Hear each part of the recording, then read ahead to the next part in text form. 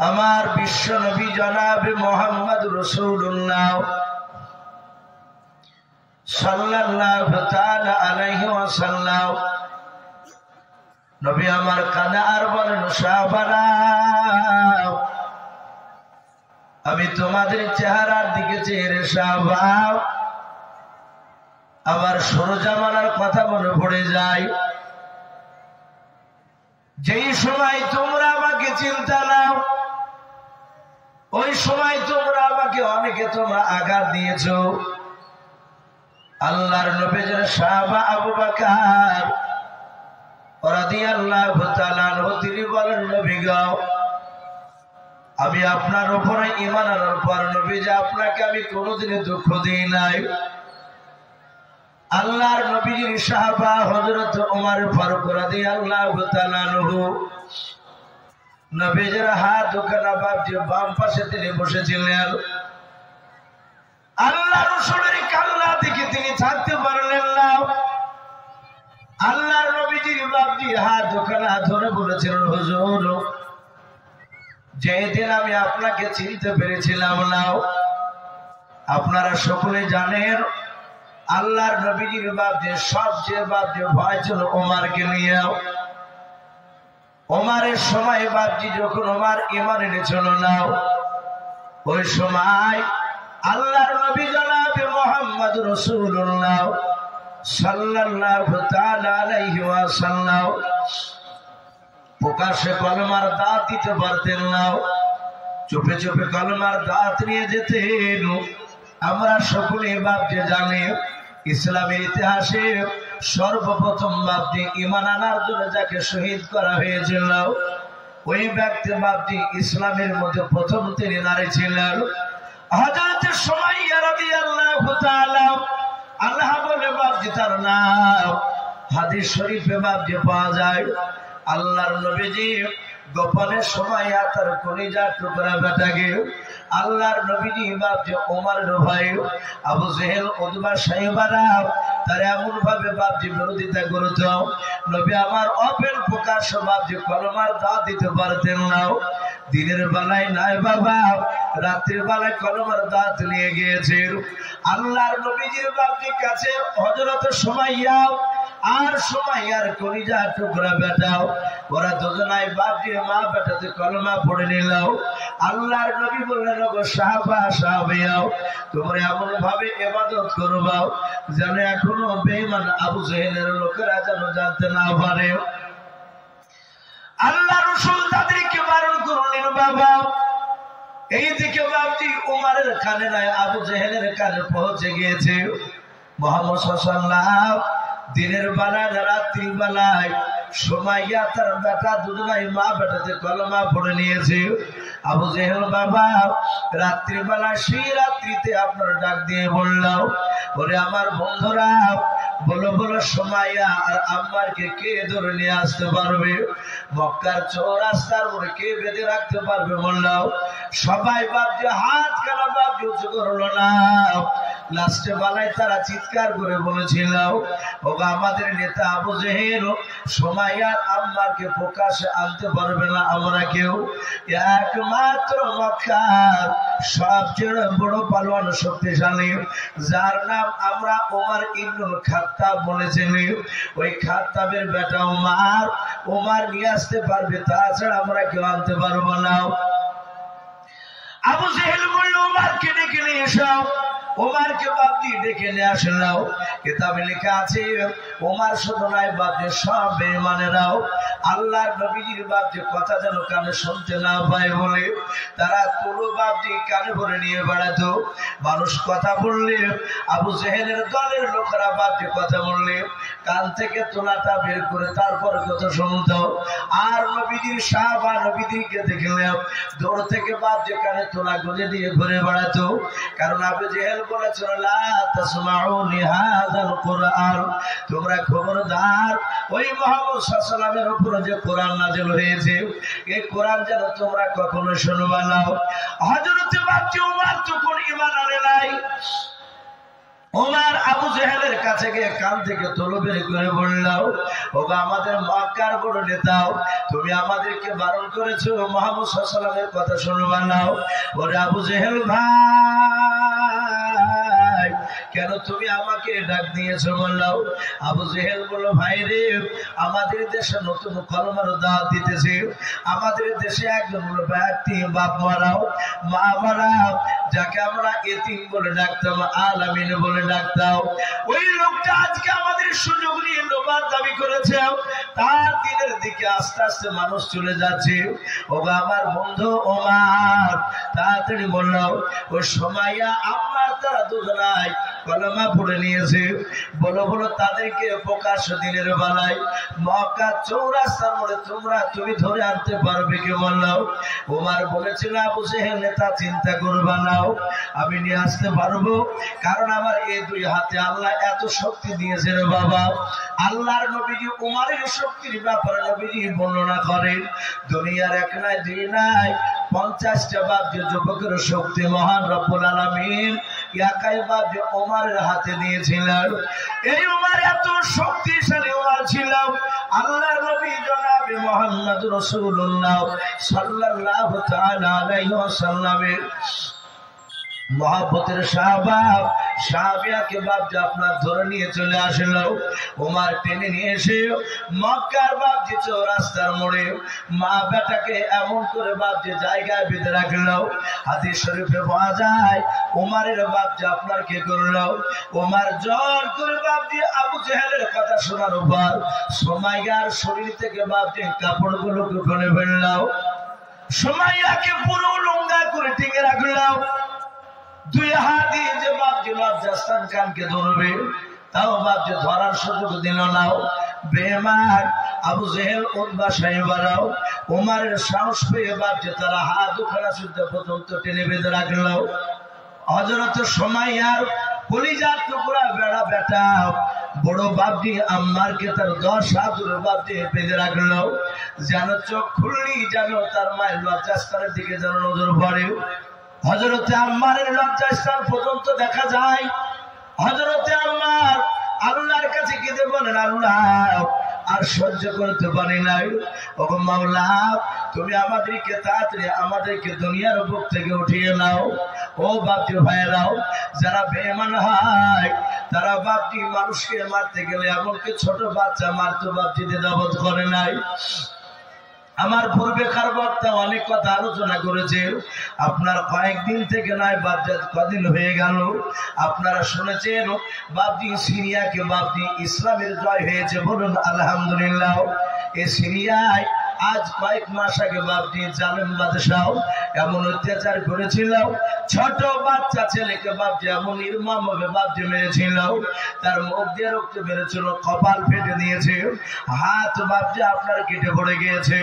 ছোট্ট একটা 4 বছরের বাচ্চা ওই যন্ত্রণায় ছটফট না করে বাপজি থাকতে না পেরে ওই বাচ্চা ছেলেটা আল্লাহর দিকে তাকিয়ে বলেছিল, আল্লাহ আর সহ্য করতে পারি নাই মওলা, এরা আমাদের উপর এমন ভাবে অত্যাচার করেছিল মওলা। ওই বাচ্চা ছেলেটা সাংবাদিক সামনে বলেছিল, আমি মৃত্যু পর সব কথা আমার আল্লাহকে বলে দেব, বলুন সুবহানাল্লাহ। ওই বাচ্চা ছেলেটার আল্লাহ দোয়াকে কবুল করে নিয়েছে, সিরিয়ায় বাপজি আপনার বিজয় হয়েছে। আমি বলছিলাম বেঈমান আবু জেহেল বাপজি আপনার আম্মার সুমাইয়া মা বেটার বাপজি পোশাক গুলোকে বাপজি খুলে নিল, হাত পা দুই দিয়ে বাপজি টেনে বেঁধে রাখলো। আল্লাহর নবীজি বাপজি মক্কা নগরে আছে। বেঈমান আবু জেহেল ডাক দিয়ে বলল, যাও মুহাম্মদ সাল্লাল্লাহু আলাইহি সাল্লামকে ডেকে নিয়ে এসে খবর দাও। আল্লাহ রাসূল বাপজি মক্কা নগরে আসলেন। হযরতে আম্মার আর সুমাইয়া বাপজি চোখ খুলে তাকালেন না। সুমাইয়া চোখ খুললে তার কলিজার টুকরা সন্তান অলঙ্গ অবস্থায় দাঁড়িয়ে আছে, হাত পা দুই দিয়ে বেঁধেছে, তার দিকে নজর চলে যাবে। আম্মার চোখটা খুললে সুমাইয়ার দিকে, নিজের মা লজ্জাস্থানের দিকে বাপজি নজর পড়বে। এত কষ্ট দিয়েছিল হযরত সুমাইয়া চোখ দুটো বন্ধ করে ডাক দিয়ে বলেছিল, ওগো আল্লাহর নবী আপনি এই জায়গায় কেন এসেছেন নবী গো? আপনার ঈমান আনার জন্য আমাদের ব্যবস্থা করেছে আবু জেহেল নাও। ও নবী আপনি দোয়া করেন যেন ধৈর্য ধরে জানাও ঈমান নিয়ে যেন দুনিয়ার বুক থেকে যেন বিদায় নিয়ে চলে যেতে পারে। আল্লাহর নবী তাকালেন না, নবী আমার নিচু থেকে মুখ করে বাবা জোর গলায় বেঈমান আবু জেহেলকে কিছু বলতে পারলেন না। আল্লাহর নবী যে তাকিয়ে দেখলেন ওমর পাশে তলোয়ার নিয়ে বাপকে দাঁড়িয়েছিল। আল্লাহর নবী সান্ত্বনা দিয়ে বলেন সুমাইয়া আম্মার তুমি কান্না করো না, আল্লাহর উপর ধৈর্য ধরো রে সুমাইয়া আম্মার, যদি তোমাদের মত হয়ে যায় তোমরা শহীদের সব পেয়ে যাবা। কিয়ামতের ময়দানে আল্লাহ তোমাদেরকে দামি পোশাক পরাবে, বলুন সুবহানাল্লাহ। ও বাপজি ভাইরা আমার বিশ্ব নবী ডাক দিয়ে বলেছিলেন ওমর সেই দিন তুমি আমার ভক্তের সাহাবা সাহাবিয়াকে তুমি জোর করে তুলে নিয়ে গিয়েছিলাও, আর বেঈমান আবু জেহেল সুমাইয়ার লজ্জাস্থানে বাপজি বললাম দেখ আমরা অনেকে বর্ষা বলি আঘাত দিয়ে তাকে দুনিয়ার বুক থেকে বাপজি বিদায় করে দিয়েছিল। উমার ডাক দিয়ে বলো হুজুর বেয়াদবি হয়ে গিয়েছেন নবী মাফ করবেন, ওই সময় আমি আপনাকে চিনতাম না। হযরত ওমর ডাক দিয়ে বলে নবী গো আমি আপনার কথা শুনতাম না। কিতাবে লিখেছে বেঈমান আবু জেহেল রাতে দিলে মক্কার সবচেয়ে বাপজি যারা বড় বড় নেতা ছিল 6টা নেতাই এমনকি ওমরকে নিয়েও রাতে দিনে 24 ঘন্টায় মিলে তারা 6 বার করে বাপজি গোপনে মিটিং করত আল্লাহ রাসূলকে কিভাবে শেষ করা যায়। গভীর রাত্রিবেলায় বাপজি রাসূল সাল্লাল্লাহু তাআলা আলাইহি ওয়াসাল্লামের বিরুদ্ধে মিটিং ডেকেছে বেঈমান আবু জেহেল। ডেকে বলল মুহাম্মদ সাল্লাল্লাহু আলাইহি ওয়াসাল্লামকে আগামী কালকে শেষ করে দিতে হবে, আমি কালকে মিটিং ডাকবো, হাজার হাজার আমার শ্রোতা আসবে, ভক্তরা আসবে, তাদের মাঝে আমি মুহাম্মদ সাল্লাল্লাহু আলাইহি ওয়াসাল্লামের ব্যাপারে আলোচনা করব। ওমর সাথে হাতে বলেছিল ওগো আবু জেহেল ভাই আমি মুহাম্মদ সাল্লাল্লাহু আলাইহি ওয়াসাল্লামের কথা মন দিয়ে শুনে নাই, আমি তাকে দেখলি আমি আঙুলকে কানে ভরতাম আর তুলো মাথায় ভরে কানে ভরে দিয়ে আমি চলে যাই, আমি মুহাম্মদ সাল্লাল্লাহু তাআলা আলাইহি ওয়াসাল্লামের কথা একটা শুনি নাই, এমনকি তার সাথী ভাইদের কথাগুলোকে আমি শুনি না। আমি কানে তুলো ভরে রাখি, তুলো না থাকলে আমরা কানে আঙুল ধরে থাকি যে হয়তো আপনি আমাদেরকে বলেছেন। আপনি বলুন ওই লোকটাকে কেন মারতে চান? ওমর রাত্রিবেলা প্রশ্ন করেছেন আবু জেহেলকে। আমি একটা ছেলের মুখ থেকে আমি শুনি নাই যে মুহাম্মদ সাল্লাল্লাহু আলাইহি ওয়াসাল্লাম তিনি দোষ করেছে, বলুন আলহামদুলিল্লাহ। আল্লাহ রাব্বুল আলামিন রাসূল বলেছেন এটা একটা হেদায়েতের রাস্তা ছিল ওমরের। বাপজি আল্লাহ কোরআন পাকে বলেছেন মা ইয়াহদিহিল্লাহু ফালা মুদিল্লা লাহু ওয়া মা ইউদ্লিলহু ফালা হাদিয়া লাহু। আল্লাহ বলছেন আমি যাকে হেদায়েত বানাই পৃথিবীর মানুষ নাই তাকে বাপজি গোমরা বানাতে, আর যাকে আমি গোমরা বানাই পৃথিবীর মানুষ নাই বাপজি তাকে হেদায়েত বানাতে। হযরত ওমর তখনও বাপজি রাসূলকে চিনে নাই, নবীর দরবারে বলছে ওগো নবী সেই সময় আমি আপনাকে চিনতাম না। রাত্রিবেলা মিটিং দেখে সকালবেলায় সমস্ত মক্কার কাফেরদেরকে জড়ো হতে বলল, প্রায় 12,000-এর উপরে কাফেররা সেখানে জমা দিয়েছিল। ওমর বলছে সেখানে আমিও ছিলাম। ওগো নবী আমি আপনাকে জানতাম না যে এত আপনি দামি রাসূল। ওই সময়তে বাপজি ওমর মাহফিলে বাপজি বসা ছিল, সাথে হাতে বাপজি আবু জেহেল বলল আমাদের দেশে মক্কা নগরে আব্দুল্লাহর সন্তান সে মা মরা বাপ মরা ছেলেটা যাকে আমরা আল-আমিন বলতাম সে এখন মিথ্যাবাদী নবী হয়েছে, আমরা তাকে নবী বলে মানি নাই, কিন্তু তার দিকে আস্তে আস্তে লোক চলে যাচ্ছে। ওগো আমার বন্ধুরা বলো সে মুহাম্মদ সাল্লাল্লাহু আলাইহি ওয়াসাল্লামকে কে মারতে পারবা? যাহাতে এই কথা বলল মক্কা নগরের 12,000-এর উপরে বেঈমানেরা তারা সবাই বাপজি হাত উঁচু করে বাপজি কেউ সাহস পায় নাই। তারা বিশ্ব নবীর অলৌকিক ক্ষমতা নবীজির কিছু মুজিজা তারা বাপজি প্রকাশ্য দেখেছিল, বলুন আলহামদুলিল্লাহ। রাসূলকে মারার সাহস কেউ করতে পারে নাই। ওই জায়গাতে ওমর ইবনুল খাত্তাবের বেটা ওমর ওলঙ্গা তলোয়ার হাতে করে নিয়ে বলল হে আবু জেহেল নেতা আমাদের মুহাম্মদ সাল্লাল্লাহু আলাইহি ওয়াসাল্লামকে আমি ছাড়া মক্কার কেউ মারতে পারবে না। সমস্ত লোকেরা হাত তালি মেরে বলল সবার সমান। আমরা ওটাই ধারণা করেছিলাম ওমর ছাড়া কেউ পারবে না। ওমরের এই দুই বাহুতে আল্লাহ এত শক্তি দিয়েছিলেন। ওমর বলল আবু জেহেল, আমি যদি মুহাম্মদ সাল্লাল্লাহু আলাইহি ওয়াসাল্লামকে যদি মারতে পারি আমাকে কি উপহার দিবা বলো। আবু জেহেল কুতবা সাইবায়রা বলল তোমাকে 3টা পুরস্কার দেওয়া হবে। বলে কি? বলে 1 নম্বর তোমাকে গোটা মক্কার মধ্যে উচ্চ সম্মানের অধিকারী করা হবে। 2 নাম্বার 200টা উট দেওয়া হবে। শুনে নাও 3 নাম্বার, এই উমর 3 নাম্বার তোমাকে শুনে নাও, এই মক্কা নগরে যেটা তোমার ইচ্ছা বাগান, সেই বাগানটা তোমাকে স্বেচ্ছায় তোমার নাম করে দেওয়া হবে। উমর 3টে কথা শোনার পর বলল ভাই আবু জেহেল, তুমি ওই পাহাড়টাতে হাত দিয়ে কসম খাও। হাদিস শরীফে এসেছে মক্কা নগরের বাবজি একটা পাহাড়ের নাম ছিল কুবা পাহাড়। মানুষেরা বাবজি পাহাড়ে গিয়ে হাত দিয়ে কসম খালে জানতো কে জান থাকতে এই কথাটা আপনার 2 নম্বর করবে না, বাতিল হতে দিবে না। আবু জেহেল পাহাড়ের গুহায় ওই কুবা পাহাড়ে হাত দিয়ে বলল আমি পাহাড়ের কসম করে বললাম আমরা 3টা যে উপহার দিব বলেছি সে 3টা উপহার উমর তোমাকে অবশ্যই দিব। শর্ত হচ্ছে মুহাম্মদ সাল্লাল্লাহু আলাইহি ওয়াসাল্লামের মাথা কাটা লাগবে। বলে আমি বেটার মাথা কেটে চুলখানা ধরে আমি তোমার দরবারে নিয়ে হাজির করলি তো হলো। বলে আমরা তাকিয়ে থাকলাম, দেখি তুমি চলে যাও।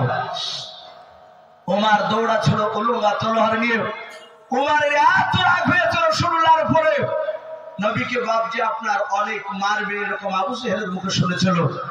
ওমর নিজে বাপজি মারতে দৌড়ালো। মরুভূমির ময়দান দিয়ে যখন বাপজি সে দৌড়াছিল, কিতাবে বাপজি এসেছে মরুভূমির ময়দানে একজন সাহাবা, রাসূলুল্লাহর সাহাবা, যিনার নাম কিতাবে এসেছে বাপজি নাঈম রাদিয়াল্লাহু তাআলা আনহু।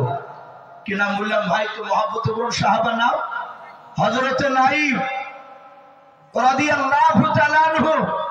ওমরের সাথে তার কিন্তু বাপজি একটু সম্পর্ক বন্ধুত্ব ছিল। ওমরকে কথা বলতে তার ভয় হতো না, কিন্তু নাঈম যে ঈমান এনেছে বাপজি সে ওমর জানতো না।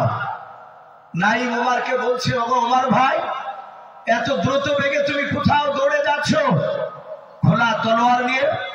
ওমর ডাক দিয়ে বলল ভাই নাঈম, তুমি জানো না আমাদের দেশে একটা নতুন নবীর দাবি করেছে, আমাদের বাপদাদা ধর্মের বিরুদ্ধে কথা বলছে, সে মুহাম্মদ সাল্লাল্লাহু আলাইহি ওয়াসাল্লামের মাথা কাটতে যাচ্ছে।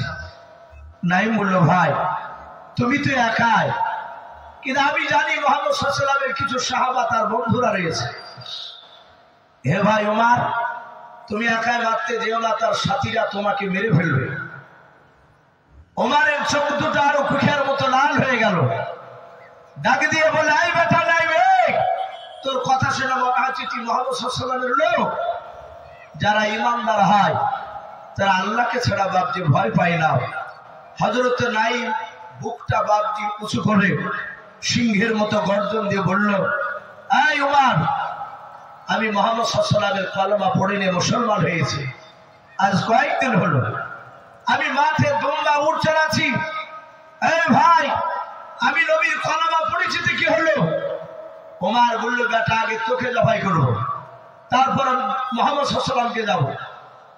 হযরত নাঈম তার হাতে তলোয়ার ছিল, তলোয়ারটা তুলে বলল ভাই তুমি যদি আমাকে 10টা মারতে পারো আমি 8টা মারতে পারবো।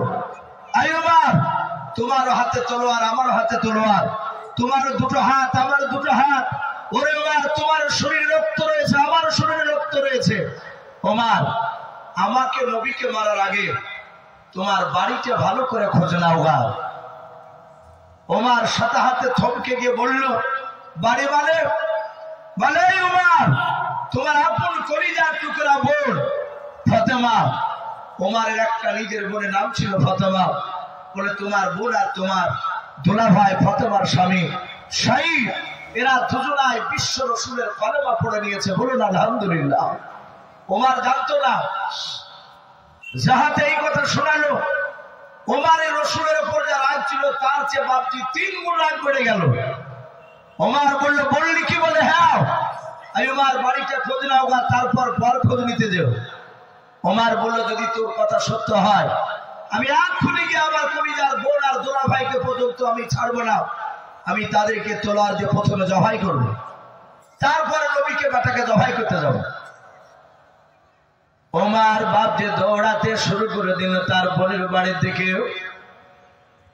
কিতাবে পাওয়া যায় ওমারের বোন আর শাহিদ ওরা দুজনায় দিনের বেলায় ওই খাব্বাব নামক একজন সাহাবাকে বাড়িতে ডেকে নিয়ে এসেছিলেন। কারণ বাবা প্রকাশ্য কলেমার দাওয়াত দিতে পারতেন না। কোরআন বাপজি শিখতে হলে গোপনে বাপজি কোরআন শিখতেন তারাও। হযরতে খাব্বাব ফাতেমার আর শাহিদকে ওদের দুজনকে দিনের বেলা বাপজি গোপনে কোরআন বাপজি শেখাছিলেন। ওমার দরজার গুড়ি থেকে বাপজি কানটা লাগালো, দেখে আমার বোন আর ফাতেমাও আর শাহিদেরা দুজনাই কি করে কোরআনের বাপজি কথা বাপজি কোরআন ভিতরে তেলাওয়াত করেছিলেন খাব্বাব রাদিয়াল্লাহু তাআলা নবীর সাহাবা। ওরা তিনজনায় বাপজি ঘরের ভিতরে বাপজি ছিলেন বসাও। কোরআন বাপজি সূরা তাহা থেকে বাপজি তেলাওয়াত করে শোনাছিলেন। ওমর বাপজি দরজায় কানটা লাগিয়ে দিয়ে বাপজি কানে গিয়ে আওয়াজ গিয়েছে, ইন্নী আনাল্লাহ, আমি নিশ্চয় আমি আল্লাহ। ওমরের কানে বাপজি এভাবে তিনটা আয়াতের আওয়াজ চলে গেল। ওমরের ভাষা ছিল আরবি, কোরআনের ভাষা বাপজি আরবি, আল্লাহর নবীর ভাষা বাপজি আরবি। যাতে ওমরের কানে তিনটা আওয়াজ গিয়েছে, ওমর মনে মনে ভাবলে তো নতুন কথা বলতেছে। ওই বেঈমান ওমর তখন ঈমান আনে নাই। ওমর চিৎকার করে ডাক দিয়ে বলেছিল, বোন ফাতেমা দরজা খুলে দাও, দরজা খোলো রে বোন। ওমর বাপজি কোরআন পড়া বন্ধ করে দিলেন। খাব্বাব বললেন, ওগো বোন, কে এসেছে বাড়ির দরজায়? বলে, আমার কলিজার টুকরা ভাই। আমার মনে হয় আমরা যে কলমা পড়েছি আমার দুষ্ট ভাই হয়তো জানতে পেরে গিয়েছে, আমাদেরকে আর হয়তো বেঁচে রাখবে না। ওরে খাব্বাব ভাই, আমার ভাই আমার কোরআনকে চিনে না, কোরআনকে অবমাননা করবে, কোরআনকে হয়তো ফাঁদ দিয়ে ফেলে দেবে। ওরে ভাই খাব্বাব, তুমি কোরআনটা হেফাজত করো, ঘরের আড়ালে চলে যাও। খাব্বাব কোরআনটা নিয়ে বাপজি আড়ালে চলে গেলেন। মৃত্যুর ভাই যাই নাই, শুধু কোরআনটাকে বাপজি ওমর যদি চাল মেরে ছেড়ে ফেলে দেয়, কোরআনটা মাটিতে ফেলে যদি পা দিয়ে দেয়, কারণ ওমর তো কোরআনকে বাপজি চিনে না, বুঝে নাও, আল্লাহর নবীর পাকা দুশমন। ওমর বাপজি দরজা খুলতে বললেন, দরজা খুলবার কয়েকবার বলাতে বাপজি দরজাটা খুলতে দেরি হয়ে গেল।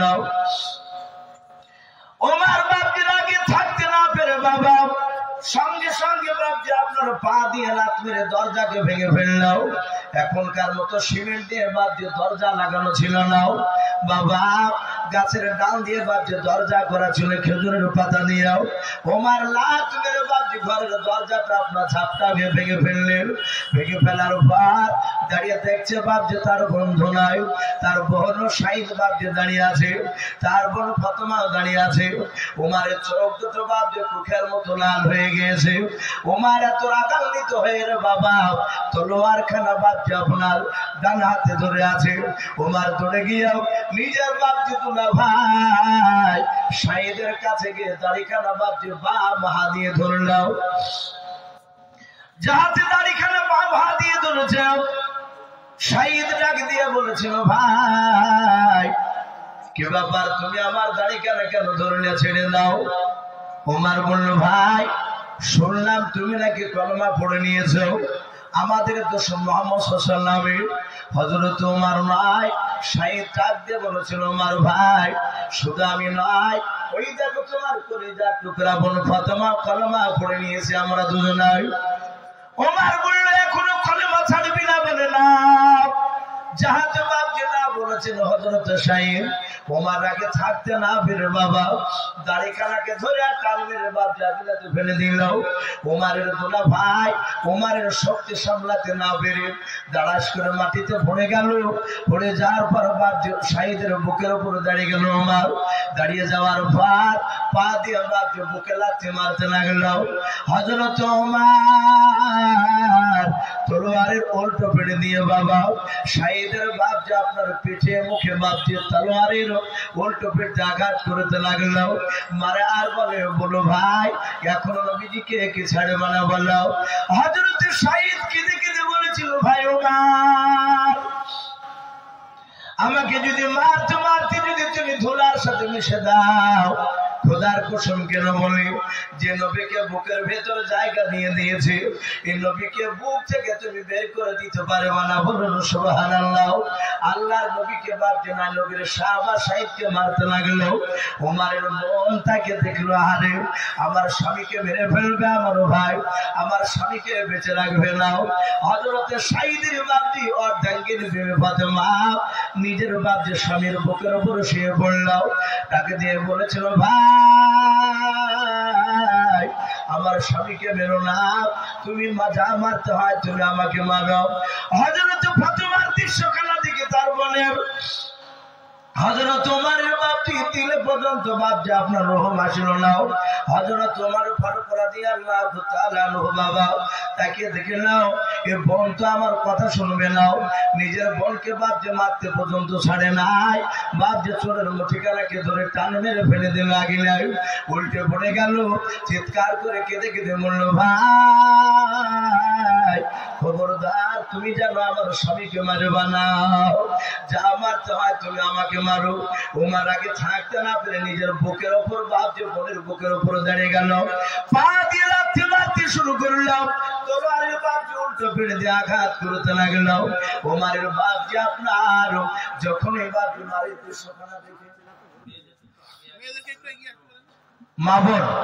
মা বোনদের পেছনে বসার খুব অসুবিধা হচ্ছে আমি মা বোনদেরকে বলবো মা বোন আপনারা একটু সামনের দিকে এগিয়ে গিয়ে বসো আমার অনেক মা বোন পেছনে দাঁড়িয়ে আছে একটু দয়া করে সামনের দিকে এগিয়ে বসো আর পেছনকার মা বোনদেরকে একটু বসার জায়গা করে দেয় তো ভাই আমি বলছিলাম ওমর নিজের বোনের বুকের উপর দাঁড়িয়ে ঈমান না থাকলে যা হয় সঙ্গে সঙ্গে বাপজি তার গায়ে তলোয়ারের উল্টো পিড়ি দিয়ে মারছে নিজের বোন চিৎকার করছে আর ওমরের বাপজি আনন্দ লাগছে যারা বেঈমান থাকে ইমানদারদেরকে মারলে তাদের হাত কাঁপে না আজ কয়েক বছর হতে চললো আপনারা শুনেছেন ঝাড়খণ্ডের মাটিতে একটা তাবরেজ আনসারি বলে একটা যুবক ভাই প্রায় 18 বছর বয়স ওই যুবক ভাইটাকে বাপজি মোটর সাইকেল চুরির তহমত লাগিয়ে আদৌ মোটর সাইকেল চুরি করেনি এত ভালো ছেলে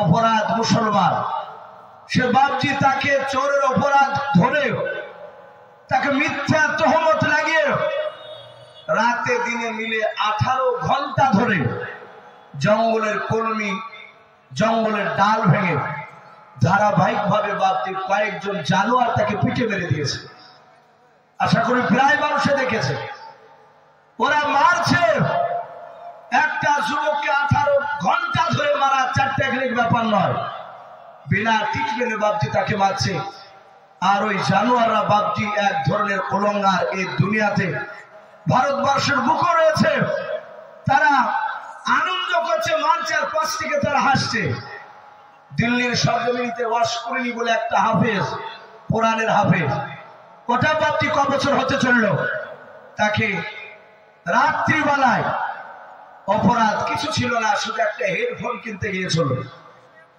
এক ধরনের জানোয়াররা তারা ইসলামের দুশমন বেঈমান বাপজি সে আবু জেহেল উতবা সাইবা যেমন কাফের ছিল ওই রকম তারাও বাপজি কাফের এই বেঈমানেরা ওয়াশকুরিনীকে বাপজি রাত্রিবেলায় ওরা গোটা 50-60 জন লোক মিলে তাকে কিল আর ঘুষি আর লাথি মেরে মেরে হাফেজের কোরআনকে দুনিয়ার বুক থেকে তাকে বিদায় করে দিল বাপজি আবার সোনা লালেরাও বেঈমান হয়ে গেলে তাদের ঈমান না থাকলে তাদের দিলে রহম আসে না আল্লাহ যতক্ষণ পর্যন্ত ঈমান না দিবে ওমর বাপজি মারতেছে নিজের বোনকে ছাড়ে নাই ওমরের বোন ফাতেমা কাঁদছে আর বলছিল গো ভাই আমি তো পর নই ওগো ভাই আমরা এক মায়ের পেটের ভাই বোন ভাই গো তুমি আমাকে কোলে নিয়েছিলে ছোটবেলায় আমাকে হাত ধরে ধরে তুমি বাজার করতে নিয়ে গিয়েছিলে ওগো ভাই সেই বোনের উপরে তোমার হাত তুলতে তোমার দ্বিধাবোধ করে নাও তোমার হাতটা কাঁপে নাই ওমর চিৎকার করে বলছে চোখটা মোটা করে করে এই বোন ফাতেমা তুই এখন আমার দুশমন হয়ে দাঁড়িয়ে গিয়েছিস বল যে নবীজি আমার দুশমন তার পালনাকে পড়ে নিয়েছিস বল তাকে ছাড়বি কি নাও ফাতেমা ডাক দিয়ে বলেছিল, ভাই মারতে মারতে যদি আমার রক্তটা সব শরীর থেকে যদি বের করে দাও, চামড়া গুলোকে যদি তুমি বিনিয়ে দাও, ও প্রাণের ভাই, কলিজার টুকরা ভাই ওমর, আমি নবীজির কলেমা ছাড়তে পারবো না। বলুন সুবহানাল্লাহ। ওমর মারতে মারতে বাপ যে ক্লান্ত হয়ে গেল, ওই তলোয়ারের উল্টো পিঠ দিয়ে বাবা ওমর যখন মারতে মারতে দেখলো, আরে ইয়া তোমার মারলাম, একবার বলে না যে আমাকে ছেড়ে দাও। ওমর লাস্টে বলল, বলে রে তোকে এত মারতেছে, বল একবার শুধু আমার কাছে জানের ভিক্ষা আছে, আমি তোদের দুজনকে ছেড়ে দেব। ওমরের বোন ডেকে বলেছিল, ভাই একমাত্র আল্লাহর কাছে যারা কারো কাছে সাহায্য চাওয়া যাবে না। বলুন সুবহানাল্লাহ। যাহাতে বাপজি এই কথা বলেছিলাম, ওমরের দিলে বাপজি নূরের বাতি আল্লাহ জ্বালিয়ে দিয়েছে।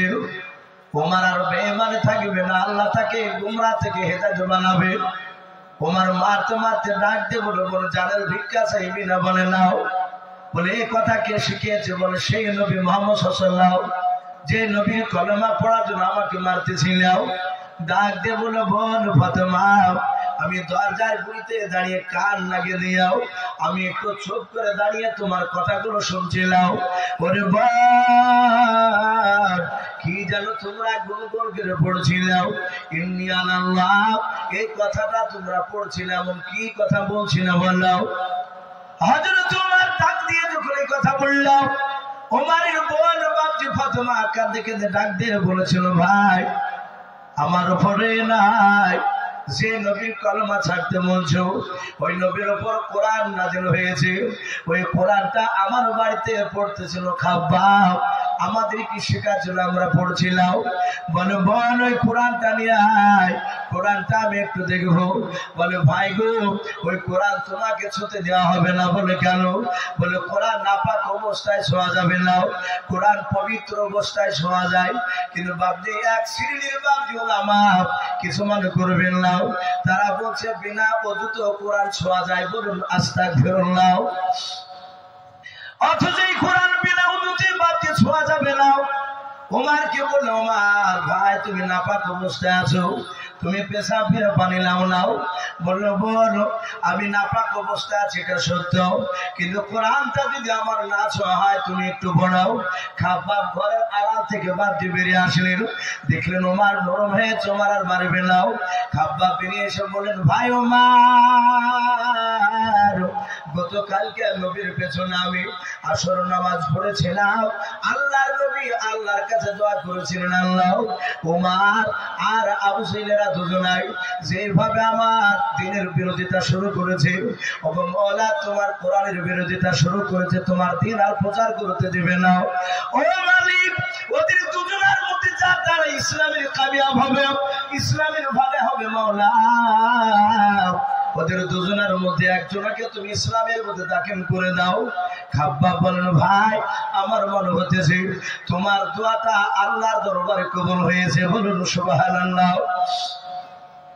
ওমর বলল, ভাই ওসব কথা বাদ দেন, এই খাব্বাব ভাই কি পড়ছিলি একটু শোনাও। ওমরের সামনে বাপজি মধুর সুরে কোরআন তেলাওয়াত করতে লাগলেন। আল্লাহ বলেছেন, আরাতিল কুরআন তারতিলাও, কোরআনকে মধুর সুরে তোমরা সুন্দর করে পড়াও। যাহাতে কোরআন পড়তে লাগলেন, ওমরের বাপজি চোখ দিয়ে আপনা আপনি পানি ঝরতে লাগলো। বলুন সুবহানাল্লাহ। ও বাপজি ভাইরা, কোরআন পৃথিবীর মধ্যে এমন একটা কিতাব, কোরআন যত বাপজি পড়তে যাবে, কোরআনে যে মানুষটা যত বাপজি গোবরে প্রবেশ করতে যাবে, ওই লোকটা আল্লাহর দিওয়ানা না হলে থাকতে পারবে না। বলুন সুবহানাল্লাহ। সে নবীওয়ালা হয়ে যাবে, কোরআনওয়ালা হয়ে যাবে। ওমর তাকে দিয়ে বলে, এত সুন্দর সুন্দর কথা কি বলেছে বল। বলে ভাই, যেই নবীর জন্য মারতে যাচ্ছিল সেই নবী এই কথাগুলো বলে। ওই নবীর উপর এই কোরআন নাযিল হয়েছে। ওমর বলল বল আর দেরি করতে হবে না, এখন সেই নবীর কাছে নিয়ে চলাও। আমি দুই চোখ ভরে আমি জান ভরে আমি মুহাম্মদ সাল্লাল্লাহু আলাইহি ওয়াসাল্লামকে দেখব। তলোয়ার খানা হাতে আছে, ওমরের বাজে মাথায় মস্তানি পাগড়ি বাঁধা আছে। হযরত ওমরের বোন আর খাব্বাব বাবে যে তারা দুজনায় আর সদরতে বাপজি সাহেব এরা দুজনা তিনজনায় ওমরকে সাথে করে নিয়ে বাপজি চলে যাচ্ছে। আল্লাহর নবী জনাবে মুহাম্মদ রাসূলুল্লাহ সাল্লাল্লাহু তাআলা আলাইহি ওয়াসাল্লাম বিশ্ব দরদি নবী আমার দাঁড়িয়ে আছেন। বাবা আল্লাহর নবীজি কয়েকজন সাহাবাকে নিয়ে বাপজি চুপে চুপে কলমার কথা বলছিলেন। আল্লাহর নবীর সাহাবারাও দূর থেকে বাপজি ওমরকে দেখতে পেয়েছেন। নবীর সাহাবারা ডাক দিয়ে বলছেন হুজুর বেয়াদবি হলে মাফ করবেন নবী গো, ওই দেখেন ওমর মক্কার সবচেয়ে বড় দুশমন আমাদের। ওগো নবী আমার মনে হয় ওমর তার বোন আর তার শাহিদকে আপনার কলমা পড়েছে বলে তিনি নিয়ে আসছে মনে হয় আপনার দরবারে ওদেরকে জবাই করে ফেলবে। খাব্বাবকে নিয়ে এসছে মনে হয় খাব্বাবকে মেরে ফেলবে। ও নবীজি আপনি আমাদেরকে একটু হুকুম করে দেন, ওই বেঈমান ওমর আমার দরবারে আসার আগে আমরা দৌড়ে গিয়ে ওমরকে জবাই করে দিয়ে জাহান্নামে পাঠিয়ে দেব। আল্লাহ নবীর সাহাবার কথা শোনার পর নবী আমার এইভাবে পেছন দিকে ঘুরে বললেন ওরে ভাই সাহাবারা তোমরা কি জানো ওমর আমাকে জবাই করতে আসতেছে? এই সাহাবারা তোমরা জানো যে সত্যি আমাকে মারতে আসছে কি? বলে হুজুর জানি না, কিন্তু আমাদের মনে হয় মারতে আসছে, কারণ আপনার দুশমন। আল্লাহ রাসূল ডাক দিয়ে বলেন সাহাবা আল্লাহর নবীজি বাপজি ডাক দিয়ে বলেন সাহাবা খবরদার তোমরা কোন ধারণা করবা না। আমি গতকালকে আসর নামাজের উপর দোয়া করেছিলাম, জানি না ওমর আমাকে মারতে আসছে না আমার দরবারে জীবন সপাতে আসছে। এই সাহাবারা তোমরা সবাই চুপ করে থাকো।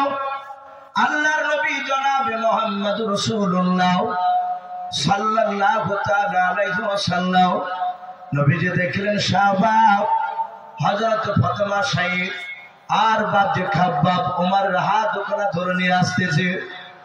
আল্লাহ রাসূলের কাছে বাপজি তো ঘোরা আসে নাই। 50 থেকে বাপজি 60 হাত দূরে ওমরকে নবী দেখার পর আর নবী দাঁড়িয়ে থাকতে পারলেন না। নবী আমার সুজা সাহাবাদেরকে রেখে বাপজি দৌড়ে চলে গেলেন ওমরের কাছে। ওমর হেঁটে হেঁটে নবীদের দরবার আসছিল আল্লাহর নবীজিকে বাপজি দেখার জন্য। দরদি নবী আমার ওমরের কাছে দৌড়ে যাওয়ার পর ওমরের কলার খানা বাপজি ভাবে নবীজি ধরলেন, ডাক দিয়ে বলেন ওমর আর কতদিন পাগলামি করবা বলা? আল্লাহ রাসূল ওমরের কলার খানা জামার ধরেছেন, ডাক দিয়ে বলেন ওমর অনেকদিন ধরে পাগলামি করেছে আর পাগলামি করো নাও। ওরে ওমর ওই দেখো আমার পেছনকার সাহাবারা ওরা তোমার সাথে ভাই, ওমর তোমার অপেক্ষা করতেছে রে ভাই। ওরে ওমর তুমি যদি ওদেরকে যদি মেনে নাও আমাকে যদি মেনে নাও ওমর গো তুমি আমার সাথী ভাইদেরকে নিয়ে তুমি ইসলামের দাওয়াত দেবাও, তুমি নেতা বানিয়ে তুমি কলমার দাওয়াত নিয়ে যাবাও। ওরে ওমর অনেক পাগলামো করা হয়েছে আর পাগলামো করো নাও। ওমর তুমি আমাকে ভালো করে দেখো রে ওমর, তুমি এখন আমাকে চিনতে পারো নাই, আমি তোমার রাহমাতুল লিল আলামিন পয়গম্বর নবী রাসূল আমি। এই ওমর তুমি আর পাগলামো করো না, অনেক পাগলামো করা হয়েছে। ওমর দুই চোখের কোণা দিয়ে বাপজি ঝরঝর করে পানি ঝরতেছে, হাতে বাপজি তলোয়ার নিয়ে তলোয়ার খানা কাঁপতে শুরু করেছে ওমরের হাত। হযরত ওমর রাসূলের কান্না থাকতে পারলো না। ওমর কেঁদে কেঁদে তলোয়ার খানা পায়ের নিচে বাপজি ফেলে দিয়ে ওমর বাপজি রাসূলের পা মোবারক খানা জুড়ে ধরে বলেছিল ও আল্লাহর নবী যে এতদিন চিনতে পেরেছিলাম না আপনাকে, ও দয়ার নবী আপনার পা দুখানা জোরে ক্ষমা চাই, আপনি হয় আমাকে ক্ষমা করে দেন নতুবা তলোয়ার দিয়ে আপনি আমাকে জবাই করে দেন। মায়ের নবী দরদি নবী আমার তলোয়ার খানা আর তুললেন না।